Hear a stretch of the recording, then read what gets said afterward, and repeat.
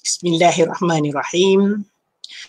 Alhamdulillah, nahmaduhu wa nasta'inuhu wa nastaghfiru bih wa natubu ilaihi min syururi anfusina wa min sayyiati a'malina. Man yahdihillah fala mudilla lah wa man yudlil fala hadiya lah. Asyhadu an la ilaha illallah wa asyhadu anna Muhammadan abduhu wa rasuluh. Assalamualaikum warahmatullahi ta'ala wabarakatuh. Kita mulakan pertemuan kita dengan sama-sama membaca Ummul Kitab Al-Fatihah. Sorry, ganggu sikit lampu saya.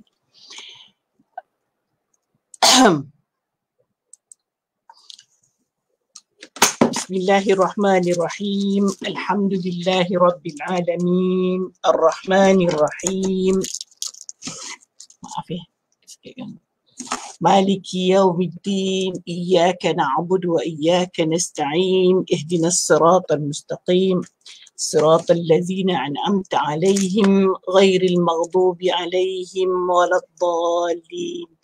Amin amin ya rabbal alamin.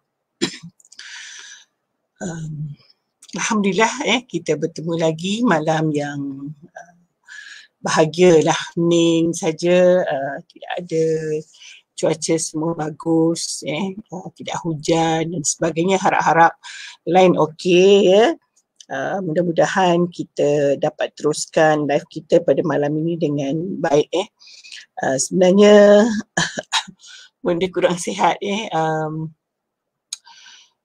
beberapa hari ni baring saja, tak berapa nak aktif tapi Bonda cuba usahakan untuk bertemu pada malam ini supaya kita dapat, kadang-kadang kalau kita live kita boleh rasa kita bertemu dengan sahabat-sahabat pejuang syurga sekalian, mungkin lebih menggembirakan dan saya merasa lebih cergas, selesa dan sebagainya, insya-Allah dengan izin Allah Subhanahu Wa Taala. Kita ada di sini Baharia. Waalaikumsalam warahmatullahi taala wabarakatuh. Saya tanya apa ni, mouse ni tak berapa nak bekerjasama dengan saya, tercabut ke apa ni. Waalaikumsalam. Kita ada Sri Kandi Islam. Saya lupa nama Sri Kandi Ika.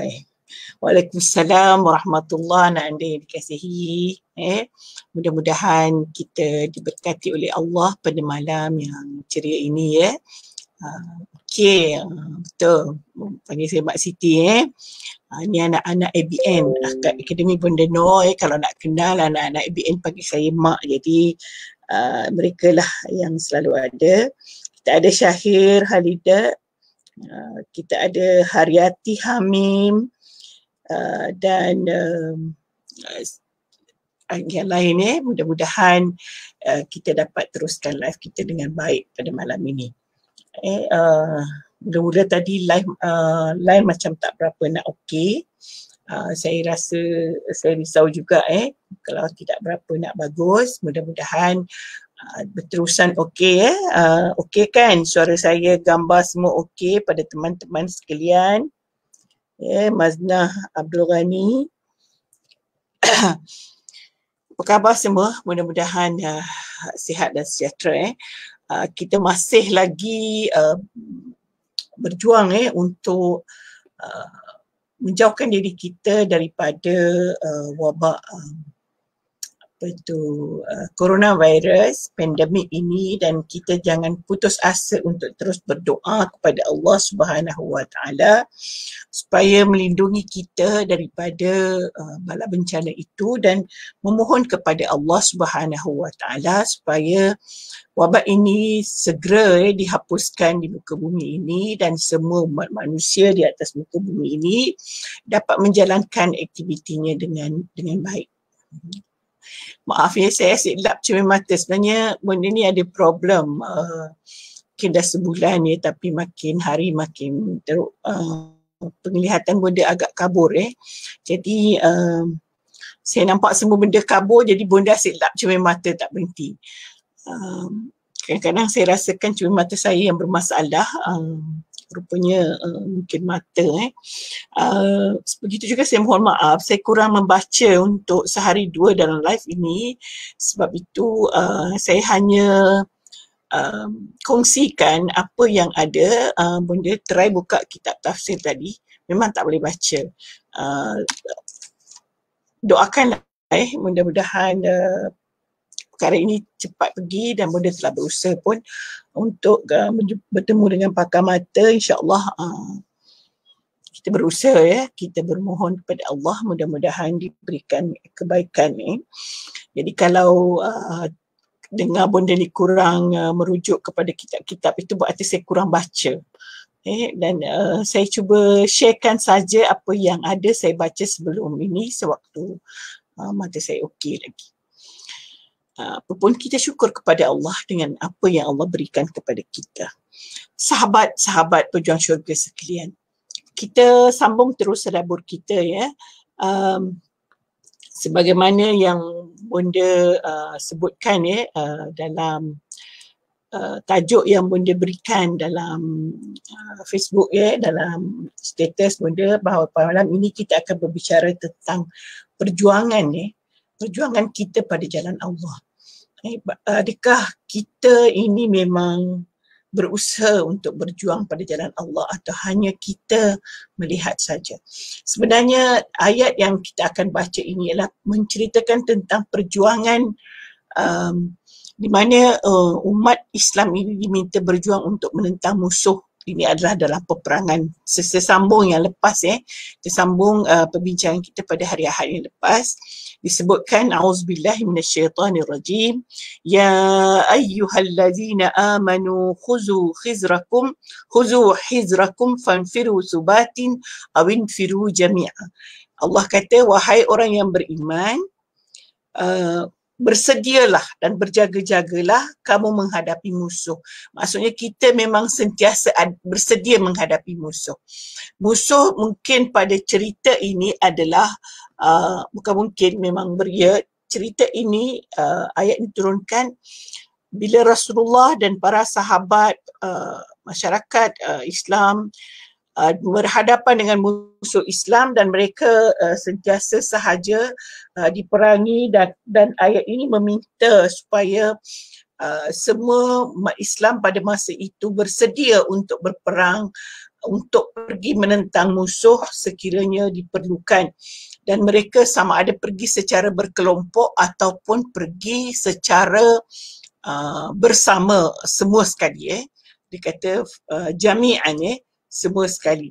Awin firu jami'an.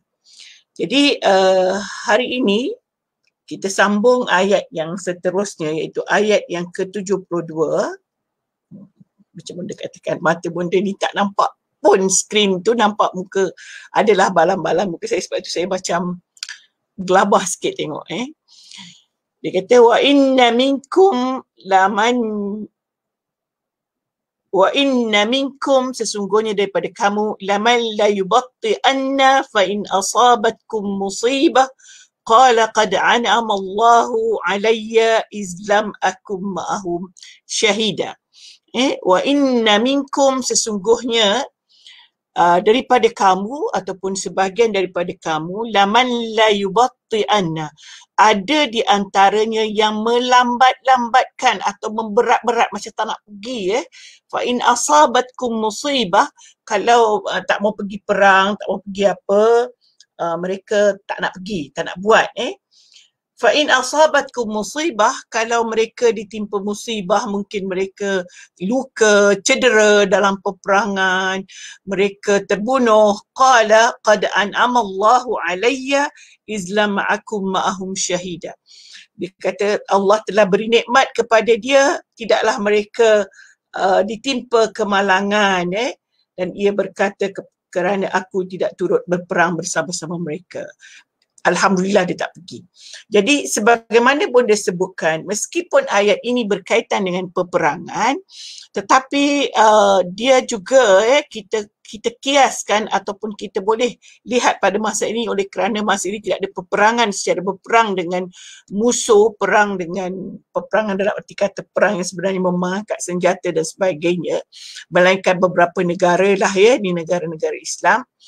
Tetapi bagi kita, tapi cuma saya nak sebut, dah telanjur sebut negara-negara Islam, kita tahu contohnya negara Palestin berhadapan dengan musuh, kita walaupun tidak pergi seharusnya memberikan sumbangan, memberikan bantuan, tidak boleh ketinggalan pada masa dalam keadaan itu. Kita tak boleh berdiam diri kerana kita telah diserang oleh musuh bukan Islam. Maksudnya orang Islam telah diserang. Okey.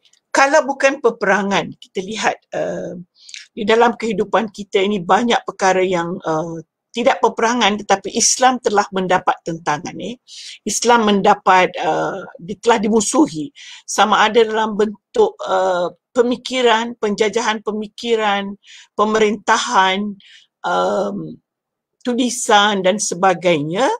Maka kita sebagai orang Islam seharusnya berjuang mempertahankan Islam dengan kaedah ataupun cara apa yang kita boleh laksanakan.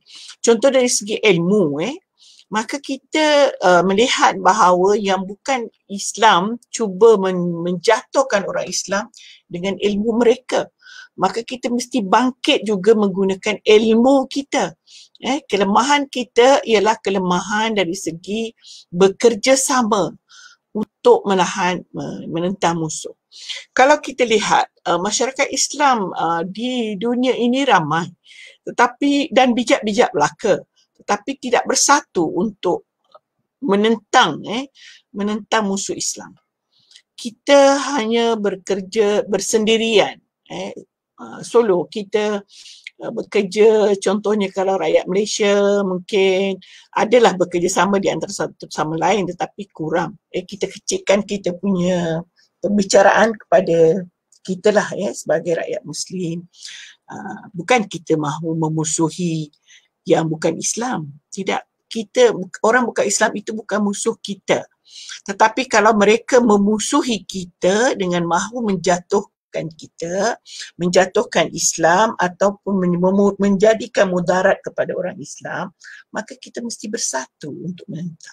Kita mesti bersatu untuk berjuang mempertahankan agama kita. Kita tak mahu kita dikotak-katikkan. Kita tak mahu ajaran Islam itu direndah-rendahkan. Kita tidak mahu oleh kerana kita tidak totally memerintah negara kita. Contohnya, maka umat Islam di negara-negara kita diperkecilkan ataupun direndah-rendahkan. So kita mesti bersatu untuk membangunkan ini. Dan lebih daripada itu, kita melihat juga dari segi hukum-hukum yang kita perlu laksanakan untuk masyarakat kita. Jadi di mana sumbangan kita sebagai orang Islam? Itu adalah satu perjuangan kita. Perjuangan kita untuk menegakkan hukum yang perlu dilaksanakan di negara kita. Kita tidak boleh lemah. Jangan sampai nanti kalau mengikut ayat yang disebutkan tadi, sekiranya berlaku apa-apa, mungkin tidak berjaya lah pejuang-pejuang kita, maka kita pun kata, oh nasib baik saya tak ambil pot pun,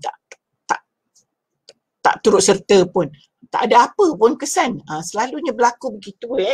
Kita kata kita cakap pun tak memberi kesan apa-apa. Perkataan itu yang menjadikan kita makin lemah. Sebab kita rasa kalau kita buat pun kita tak dapat apa. Kita belum cuba, belum tahu. Kita hanya serahkan kepada pihak-pihak tertentu untuk berjuang dan kita tak bantu mereka.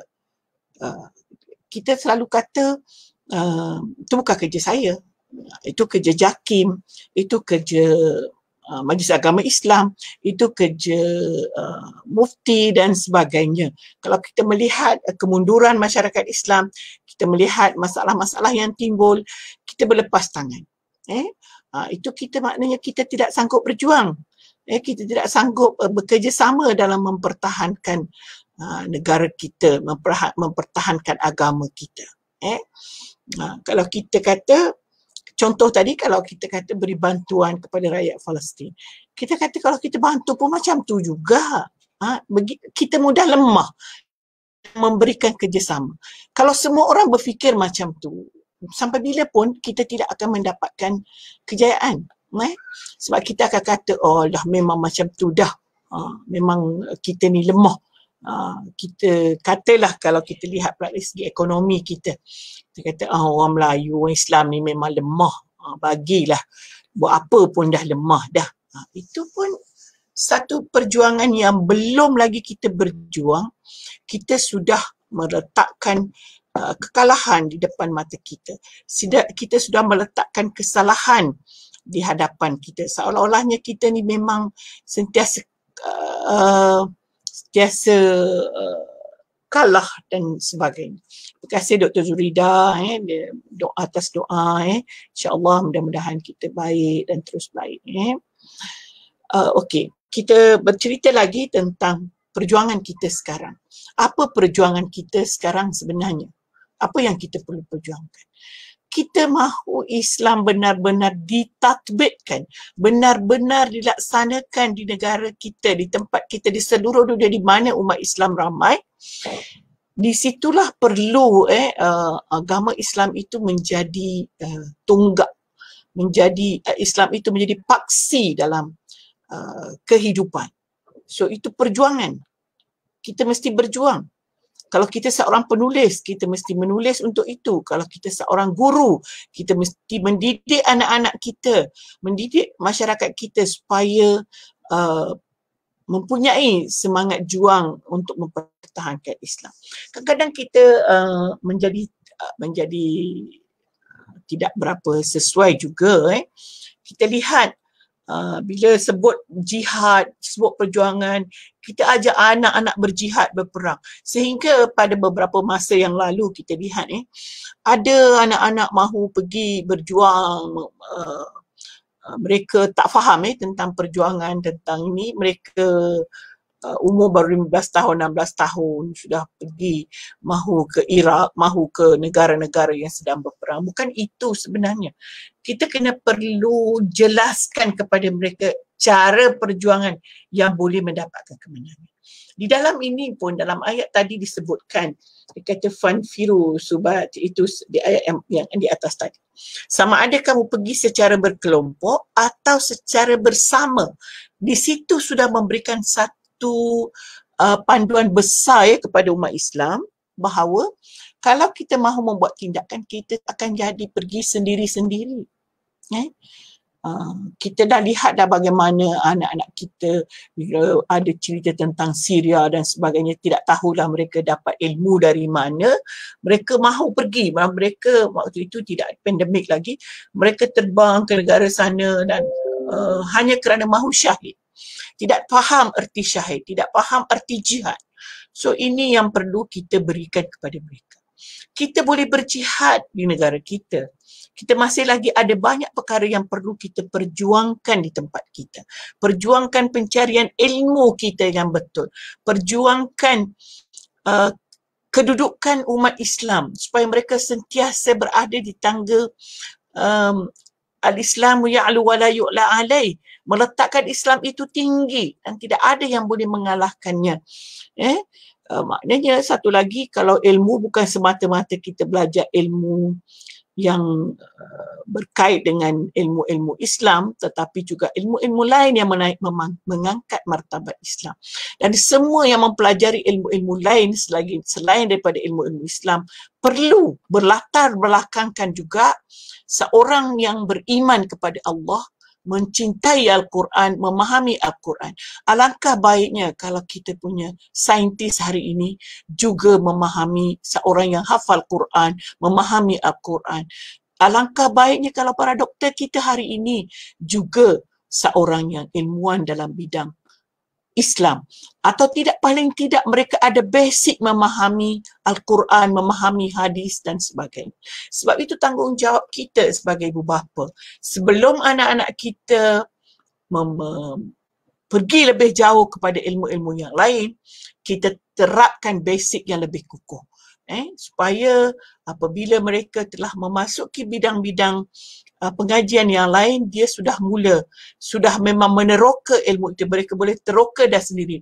Mereka boleh mencari sendiri. Contoh kalau saya melihat pelajar-pelajar kita yang dihantar ke luar negara, mereka dalam pelbagai bidang, mereka yang ada basic Islam ini, atau paling tidak mereka pernah belajar Al-Quran, belajar ilmu fardu ain, mereka mencari di sana. Mereka pergi berguru, dan akhirnya mereka membuat satu kumpulan yang baik untuk sentiasa menelaah Al-Quran dan hadis. Maka mereka mendalami dengan baik, lalu menggunakan ilmu yang mereka pelajari itu untuk meningkatkan taraf orang Islam. Itu yang kita perlu nak ceritakan. Kepentingan kita mengkaji tadi. Okey, saya nak balik kepada ayat Quran yang kita baca tadi. Wa inna minkum, sebahagian daripada kamu, laman la yubatti'anna, dia berat-beratkan, tak mahu ambil tahu, tak mahu. Saya sebut perjuangan bukan perang, sebab nak ayat lebih dekat pemahaman ni kepada kita. Mereka tidak menekankan bahawa mereka mesti ambil tahu, mereka mesti ambil maklum. Mereka berat-beratkan, itu bukan urusan saya, itu urusan guru-guru, itu urusan Kementerian Pelajaran. Kenapa Kementerian Pelajaran buat begini? Kita komplain saja, tapi kita tidak memberikan idea yang baik, atau kita berikan saluran yang betul dalam memberikan pandangan. Atau kita rasa kita ni siapalah, kita ni ikan bilis, nak beri pandangan pun tak diterima. Kita belum cuba, belum tahu cara-cara memberikan pandangan itu. Kita mungkin sebagai seorang ahli PIBG, sebagai seorang penduduk kampung, boleh saja berbincang apa aktiviti yang boleh dilakukan untuk meningkatkan kehidupan umat Islam di sekitar. Dan ayat seterusnya, fa in asabatkum musibah, kalau dah nanti bila kata kita gagal untuk membuat satu, itulah dia kata saya memang tak suka ambil campur hal ini, membuang masa saja. Kita selalu dengarkan begitu, buang masa saja, kita nak tegur, kita nak betulkan. Kalau kita tengok orang melakukan kesalahan, lepas tu kita betulkan, lepas tu orang tu marah, kita balik. Maka adalah pihak yang mengatakan, itu yang saya tak nak tu, sebab memang saya diam je. Sebenarnya tak sedar bahawa kita membiarkan satu kesalahan itu berlaku, ini adalah satu dosa besar dalam Islam. Kita tak boleh membiarkan dosa itu terus berterusan dan kita biarkan. Kita mesti juga mengambil tanggungjawab. Qala qad an'ama Allah, dan dia merasakan bahawa Allah memberi nikmat kepada dia sehingga dia tidak terkorban dalam peperangan, sehingga dia tak terlibat dengan masalah-masalah dan sebagainya. Sedangkan penglibatan kita itu kalau dibuat secara bersama, kemungkinan memberikan keuntungan yang besar ataupun kemenangan yang besar kalau dalam peperangan. Maaf, saya lihat ayat seterusnya.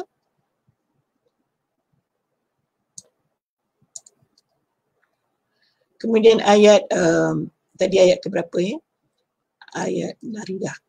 Saya punya ni dalam mata saya tak berapa nampak. Mudah-mudahan saya ingat apa yang saya hafal. Kalau dia timpa musibah, dia timpa musibah, apa pula mereka, walain asabakum fadlun minallah, tapi kalau pula tadi timpa musibah, dia akan kata dia nasib baik. Kalau dia dapat kebaikan pula, walain asabakum fadlun minallah, kalau dapat dapat kemenangan daripada Allah, la yaqulanna ka'an lam takum bainakum wa bainahu mawaddah, dan sesungguhnya kalau kamu beroleh limpah kurnia, sudah tentu mereka pula akan berkata, kalau aku buat tu mesti aku berjaya. Kenapa Allah sebut ka'an lam la yaqulanna ka'an lam takun bainakum wa bainahu mawaddah. Mereka pula mengeluarkan kata-kata, kalau aku buat ni mesti aku berjaya. Dia tak lihat kejayaan orang yang sedang buat, seolah-olah di antara kamu dan dia tu tidak ada hubungan. Seharusnya bila orang lain berjaya apabila dia buat sesuatu, kita memberikan sokongan ataupun memberikan kata-kata yang baik ataupun sokongan moral. Kalau kita ada harta mungkin kita boleh bantu keuangan dan sebagainya. Ini tidak. Dia pula dia kata kalau aku pergi aku pun berjaya juga. Dia hanya mementingkan, dia kata mementingkan diri sendiri, walaupun ayat ini tidak disebutkan begitu. Tetapi dia hanya, ayat mengatakan bahawa seolah-olah tidak ada apa hubung kait di antara kamu dengan dia. Dia pilih hanya diri dia, kata kalau ya laitani kuntu ma'ahum, alangkah baiknya kalau aku bersama mereka, fa'alfuzu fawzan azima. Sedangkan kalau dia tak bersama pun, sahabat kita, kalangan kita telah berjaya, maka kita bergembira dengan kejayaan mereka. Jadi saya nak sebut terlanjur kita bicara tentang kejayaan orang lain. Sebenarnya kadang-kadang dalam kalangan kita ini kurang kesedaran dalam memberikan, menunjukkan rasa gembira bila ada kawan-kawan kita berjaya, ada sahabat kita. Kita sama-sama sahabat, nama sahabat ukhuwah, sebab kita kata kita ni sahabat syurga. Kalau mereka menjadi baik, kalau mereka mendapat kejayaan, maka kita perlu juga sentiasa memberikan sokongan ataupun memberikan ucapan tahniah, ataupun kalau mereka berjaya, contohnya perlukan keuangan lagi, kita bantu dari segi keuangan. Kadang-kadang kita tidak mampu dari segi kerana kita mungkin kekurangan, kita tak pandai berjuang bersama dengan mereka. Lalu kita bantu mereka dari segi keuangan sebab kita ada. Ataupun kalau kita ada keuangan, kita bantu dari segi tenaga. Dan kita tidak melihat kejayaan itu kejayaan kita sendiri. Dia adalah satu kejayaan satu kelompok, satu jamaah. Jadi kita bekerja secara jamaah. Jangan kita melihat hanya kita sahaja yang mahu berjaya. Sebab itu kita perlu bekerja sama dalam setiap apa yang kita nak perjuangkan. Okey. Sebelum sambung saya nak lihat siapa ada sebab saya tak nampak ni pun. Ada Nora. Terima kasih Cikgu Nora. Nanti Cikgu Nora komplain bahasa Malaysia saya banyak tak betul, minta maaf Kami dari Jambi bersama-sama menyimak. Okey, terima kasih ni pada Jambi Indonesia saya lihat Ibu Rismarini ni rajin ikuti kita punya tadabbur ni. Terima kasih. Shima Abu Hassan dari Miri seronoknya dengan sama Jambi. Oh ya, sebab Shima Abu Hassan ni dulu belajar di Jambi. Okey. Ica Diduk ni juga daripada negara Indonesia. Dia adalah daripada Pekanbaru. Ini semua adalah pengikut setia tadabbur ini. Mudah-mudahan Allah memberi kita syurga nanti bersama-sama Okey, betul Dr. Adawiyah. Okey.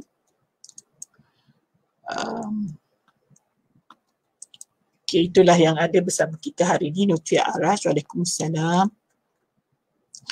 Mudah-mudahan kita dirahmati oleh Allah Subhanahu Wa Taala. Itu bila saya bercerita tentang perjuangan. Minta maaf saya tak cerita tentang peperangan sebab saya fikir kita berada di negara yang aman, tidak ada peperangan, kita bercerita peperangan. Tapi bila Allah Subhanahu Wa Taala sebutkan bahawa kita mesti sentiasa bersedia menghadapi musuh, maka ini adalah satu peringatan daripada Allah Subhanahu Wa Taala kepada kita bahawa kita umat Islam mesti sentiasa berfikir ataupun sentiasa bersedia, sentiasa ada kesediaan untuk menghadapi apa sahaja masalah yang hadapi secara bersama, secara berjamaah. Kita tidak boleh menghadapi musuh kita bersendirian. Kita tengok sahajalah pandemik ini.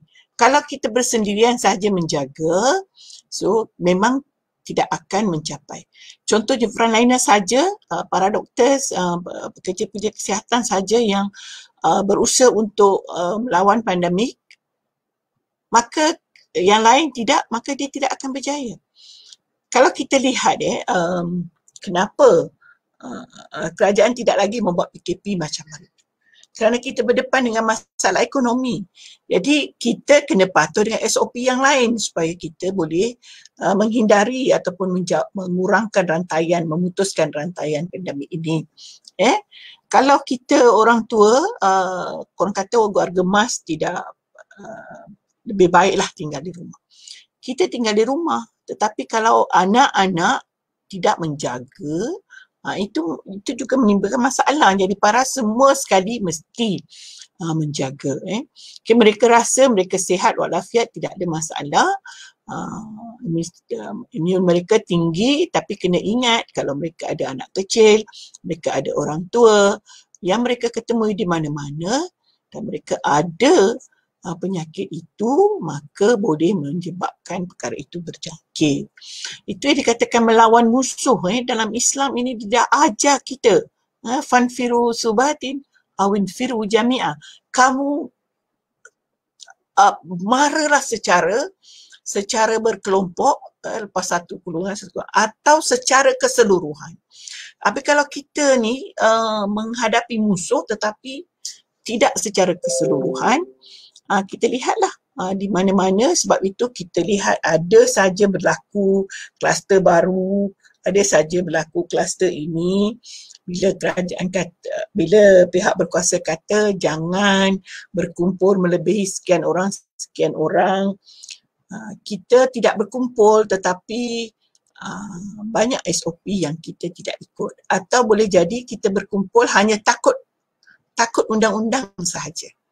Takut polis tengok, takut diserbu, takut didenda.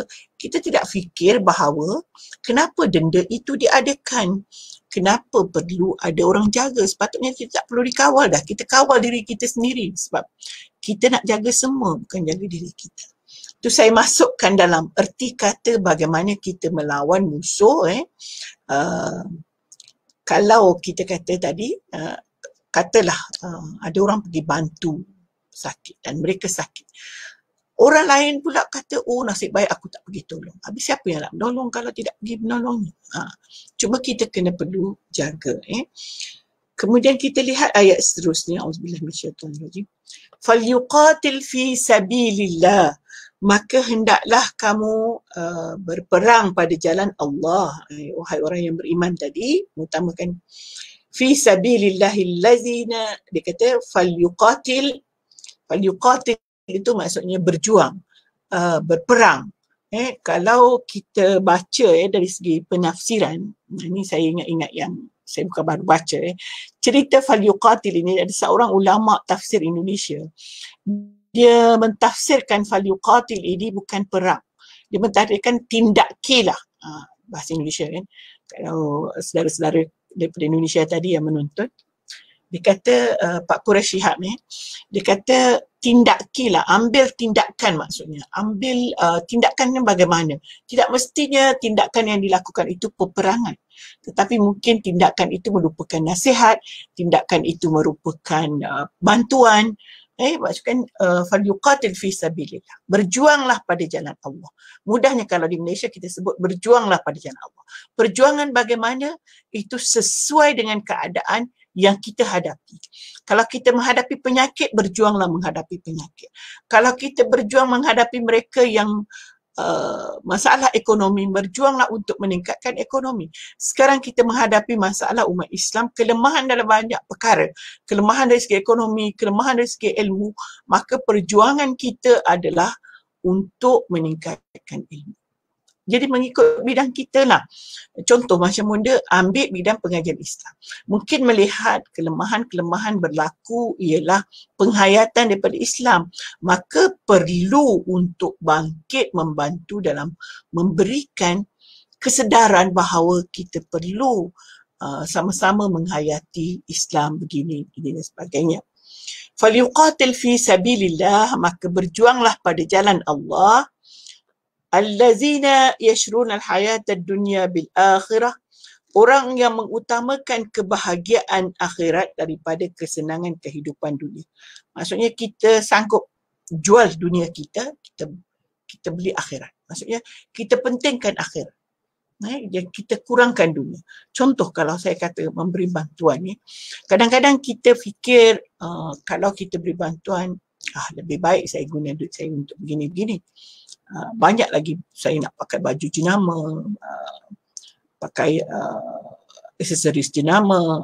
Sekarang kalau jenama pun dah musim pandemik ni, handbag jenama tu letak kat mana?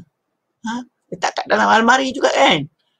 Jadi lebih baik kita gunakan untuk membantu orang. Sebab itu kita kata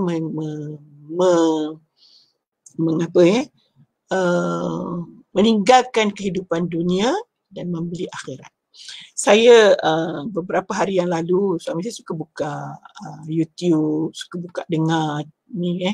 Saya dengar ada salah seorang anak kepada kawan yang duduk di Palestin. Itulah Muhammad Nadir, ramai yang kenal kan. Muhammad Nadir Kamaruzaman. Kamaruzaman tu kawan dah. Saya mendengar dia bercakap, kemudian hati juga terus insaf. Bagaimana dia sebenarnya sanggup mencari, saya gunakan perkataan mencari kesusahan. Sanggup duduk di negara yang tak tahu mungkin esok lusa dia akan dibedil dan sebagainya. Sebenarnya itu perjuangan untuk membantu. Kalau tidak ada hubungan antara kita dengan rakyat Palestin, kita nak bantu rakyat Palestin bagaimana? Dan dia sanggup berusaha, sanggup tinggal di sana, sanggup berkahwin dengan seorang wanita yang telah pun mempunyai anak 5 orang. Sebagai satu perjuangan, itu jodoh sebenarnya. Tetapi saya ingin sebutkan bahawa perjuangan dia itu, walaupun asalnya pergi untuk menuntut ilmu, tetapi dia tidak lepaskan perjuangannya untuk membantu masyarakat Islam yang ada di sana. Jadi marilah kita sama-sama bantu mereka. Ini yang kita katakan perjuangan. Bukan kita kata la yubatti'anna, kita berat-berat kita rasa. Sebab ada orang kata, buat apalah nak tolong, kamu tolong pun rakyat Palestin ni degil lah, macam ni lah. Kita tak tengok pun, tapi kita dah kata mereka degil lah, mereka itulah, mereka inilah. Kita buat persepsi kita yang belum tentu betul dan sebagainya. Lebih baik kita dengar orang yang betul-betul duduk di sana. Sebab itu saya suka juga kalau suami saya buka, saya suka dengar apa yang Nadir ceritakan, apa yang berlaku di sana sebenarnya. Jadi kalau kita membantu pun satu juga, kita membantu betul-betul yang boleh sampai. Saya memang cukup ragu dalam memberi bantuan ini, takut nanti ada pihak-pihak yang cuba ambil kesempatan. Jadi kalau kita rasa benda itu memang boleh sampai, kita sampaikan. Kemudian وَمَنْ يُقَاتِلْ فِي سَبِيلِ اللَّهِ فَيُقْتَلْ أَوْ يَغْلِبْ فَسَوْفَ يُؤْتِهِ أَجْرًا عَظِيمًا. Sesiapa yang berjuang pada jalan Allah dan dia sama ada dia terbunuh atau dia cedera atau dia terluka atau dia rugi, kerugian dan sebagainya, atau dia kalah, فَسَوْفَ يُؤْتِهِ أَجْرًا عَظِيمًا. Allah akan bagi dia pahala yang besar. Sebab itu saya duduk fikir semalam lah, dengar dia cakap. Saya tak bercerita pun, saya tak cerita pun dengan suami. Hari ni baru saya nak cerita dengan rakan. Saya fikir kalaulah satu masa dia rasa dia tidak berjaya ataupun dia tidak pun membawa kemenangan kepada rakyat Palestin, tapi Allah dah beri dia pahala yang besar. Kerana dia telah berusaha membantu masyarakat sana, membantu mereka yang kesusahan, anak-anak yatim, janda yang tidak ada pendapatan dan sebagainya, sekarang sedang menghadapi masalah pandemik yang begitu besar, COVID yang teruk berbanding kita di sini. Dia sebut bahawa satu hari 900 daripada 3 juta. Kita daripada 3 juta, bukan daripada 30 juta. Kita dengar ribu-ribu tempat kita, tapi daripada 30 juta. Dia rakyat Palestin 3 juta saja, tapi begitu besarnya bilangan yang dijangkiti setiap hari. Jadi kita perlu memberikan sumbangan dan bantuan kepada mereka. Ini adalah satu perjuangan kita. Itu saya kata, bukan berarti kita berjuang tu kita mesti mengangkat senjata dan sebagainya. Okey. Bukan saya nak cakap macam tu kerana dia adalah anak kawan saya, tidak. Tetapi dia adalah boleh membuka peluang kepada kita bagaimana untuk membantu mereka yang terlibat dalam masalah menentang musuh Islam. Okey, tuan-tuan dan puan-puan sekalian, sahabat syurga sekalian, saya cakap slow mungkin, minta maaf suara saya jelas. Dia kata satu lagi ayat yang ke-75, ayat ni agak panjang, mudah-mudahan kita boleh selesaikan. وَمَا لَكُمْ لَا تُقَاتِلُونَ فِي سَبِيلِ اللَّهِ وَالْمُسْتَضْعَفِينَ مِنَ الرِّجَالِ وَالنِّسَاءِ وَالْوَالِدَانِ الَّذِينَ يَقُولُونَ رَبَّنَا أَخْرِجْنَا مِنْ هَذِهِ الْقَرْيَةِ الظُّلْمِ أَهْلُهَا وَاجْعَلْ لَنَا مِنْ لَدُنْكَ وَلِيًّا وَاجْعَلْ لَنَا مِنْ لَدُنْكَ نَصِيرًا. Dan apakah yang menghalang kamu? Maka kamu tidak mahu berperang pada jalan Allah. Maaf saya sebenarnya tak nampak ayat itu. Saya cuma ingat-ingat, lupa sebab saya memang hafal ayat ni tapi hafal-hafal gitulah kan. Tidak lancar. Jadi macam benda sebut tadi, mata tak berapa nampak. Saya tahu ayat tu macam tak berapa nak betul sebutannya. Dan apakah yang menghalang kamu, maka kamu tidak mahu berperang. Apa yang menghalang kita sebenarnya, maka kita tidak mahu berjuang pada jalan Allah. Saya sebut perkataan berperang ni memang asalnya ialah berperang. Tetapi sekarang ini saya ubah kepada berjuang. Maksudnya kalau ada yang berperang, kita tak bantu pada kebaikan. Kalau ada yang berjuang untuk meninggikan martabat umat Islam, apakah yang kita lakukan? Untuk menegakkan agama Islam, tengok.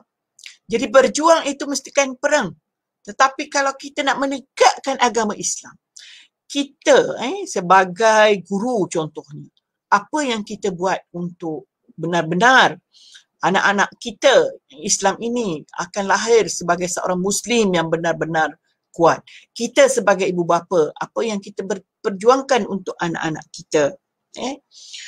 Untuk menyelamatkan orang yang tertindas. Lihat ni. Untuk menyelamatkan orang yang tertindas dari kaum lelaki, perempuan dan kanak-kanak. Ini dalam peperangan. Macam cerita Palestin tadilah. Tertindas. Kalau kita tengok Rohingya, banyak lagi negara-negara lain yang banyak tertindas. Baik lelaki, orang tua-tua, perempuan lagi lah, kanak-kanak. Mereka selalu berdoa. Berkata, wahai Tuhan kami, keluarkanlah kami dari negeri. Ini cerita masa di Mekah dululah jadi sebab itu dia kata, wahai Tuhan kami, keluarlah kami dari Mekah ini yang penduduknya kaum kafir musyrik. Waktu itu ini cerita peperangan. Sebab itulah Allah ceritakan dalam ayat Quran ini kisah di mana orang Makkah yang tertindas dengan orang musyrik memohon kepada Allah untuk mengeluarkan mereka daripada Makkah. Tetapi ada orang Islam yang tidak mahu pergi menyelamatkan mereka. Inilah yang ditegur oleh Allah Subhanahu Wa Taala. Jadi kita buat perbandingan atas cerita ini dengan cerita apa yang berlaku sekarang ini. Sebab ayat ini, ayat yang Allah turunkan bukan hanya untuk di zaman itu sahaja, tetapi untuk hingga ke akhir zaman. Jadi apa sahaja yang berlaku dalam kisah-kisah yang dahulu, kita kiaskan atau kita boleh buat perbandingan sekarang. Tapi kita perlu faham, sebelum kita kiaskan, kita perlu faham bahawa cerita ini sebenarnya ialah cerita di mana terdapat mereka yang telah mengaku Islam tetapi tidak sanggup berjuang untuk menyelamatkan orang yang tertindas. Sedangkan mereka yang tertindas itu sentiasa berdoa kepada Allah, ya Allah, keluarkanlah kami daripada bumi yang menyeksa kami ini. Cuba bayangkan, apakah rakyat Palestin itu juga tidak berdoa begitu? Sama kan? So apa bantuan kita kepada mereka? Saya tak kata marilah kita berperang di sana. Jangan sampai nanti ada pula yang buat ajaran sesat nak pergi mahu berjuang di sana. Tidak. Tetapi bantulah mereka dengan bantuan apa yang boleh kita bantu. Kalau kita lihat tentang Rohingya contohnya, mereka yang terinyaya, bukan mereka yang kita rasa tidak seronok dengan kata-kata mereka. Kita pun terus tak nak tolong apa yang berlaku. Bukan. Tidak, kita jangan ambil keputusan menyamakan semua. Sebab ada yang Islam yang benar-benar tertindas, itulah yang kita nak bantu. Dan jadikanlah bagi kami dari pihakmu seorang pemimpin yang mengawal keselamatan agama kami. Orang yang tertindas itu berdoa, ya Allah berikanlah seorang pemimpin yang menjaga kami daripada tertindas. Sebenarnya kita rakyat Malaysia juga, ada orang Islam yang tertindas, nak makan tak cukup, bukan sahaja yang tinggal di pedalaman, lihat sajalah mereka yang gelandangan dan sebagainya.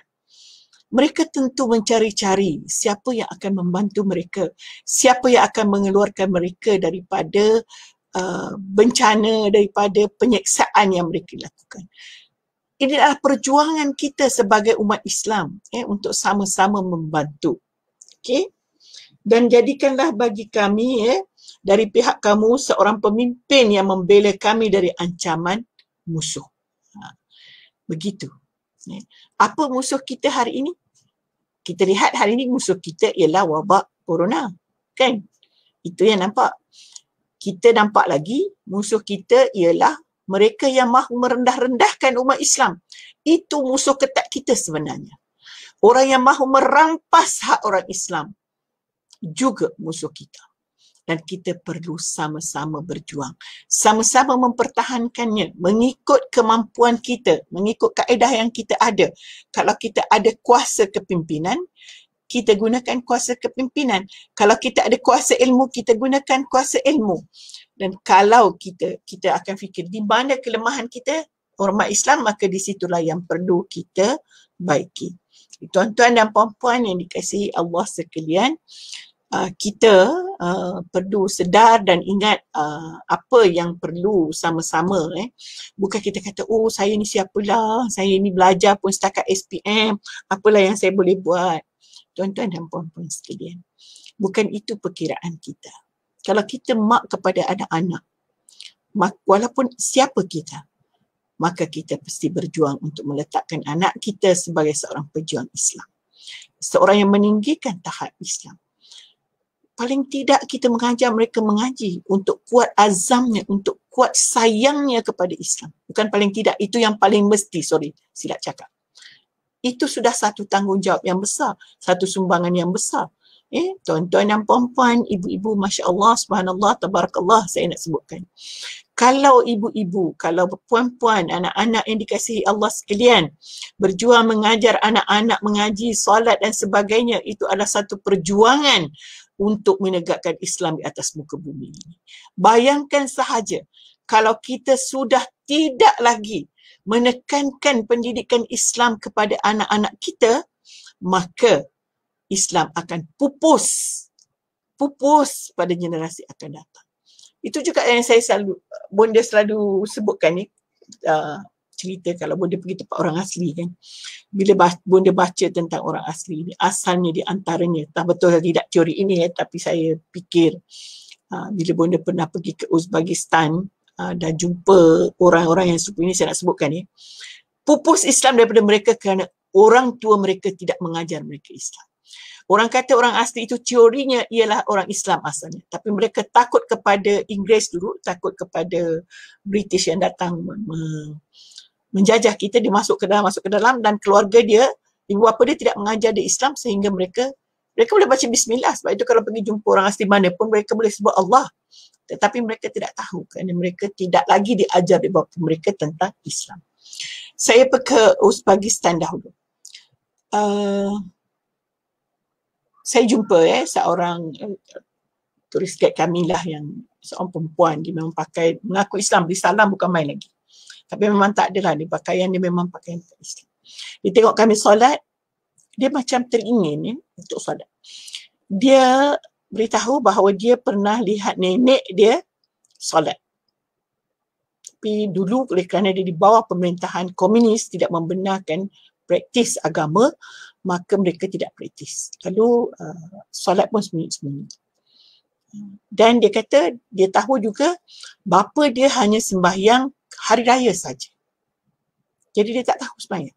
Dia tak tahulah apa-apa agama. Jadi kesimpulannya bahawa ibu bapanya tidak ajar dia agama, maka pupus agama itu. Na'udzubillah.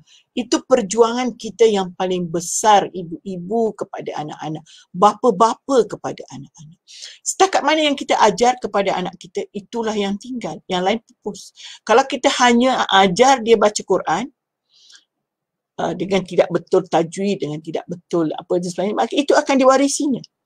Kalau kita ajar dia, tidak ajar dia tentang kandungan Al-Quran, maka itu jugalah mereka akan buat.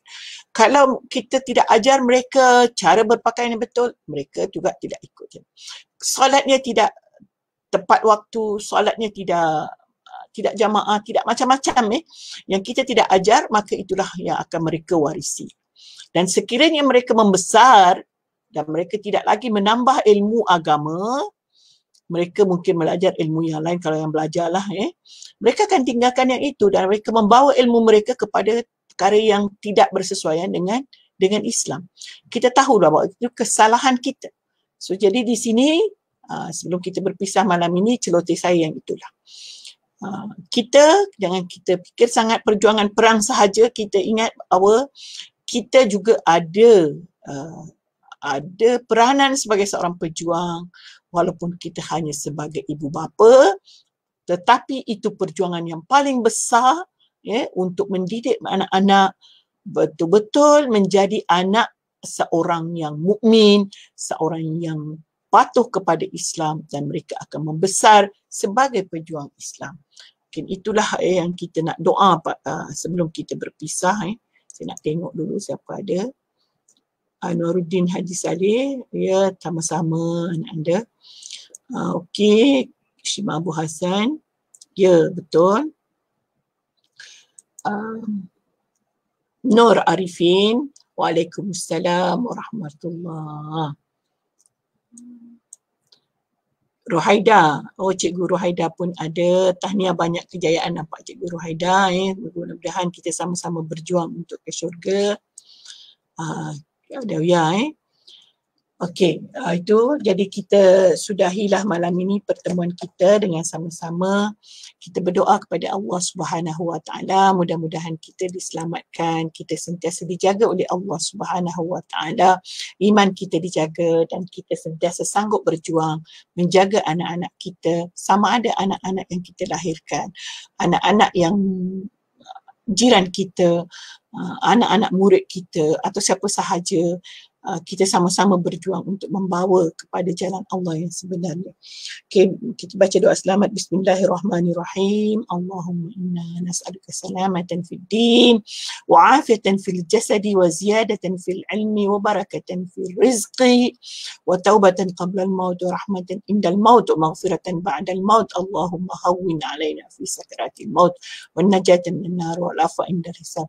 Rabbana la tuzigh qulubana ba'da idh hadaytana wa hab lana min لدنك رحمة إنك أنت الوهاب ربنا آتنا في الدنيا حسنة وفي الآخرة حسنة وقنا عذاب النار.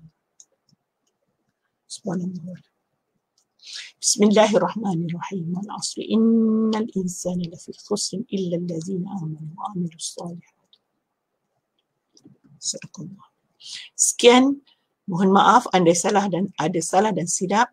Wabillahi taufiq wal hidayah. Wassalamualaikum warahmatullahi taala wabarakatuh.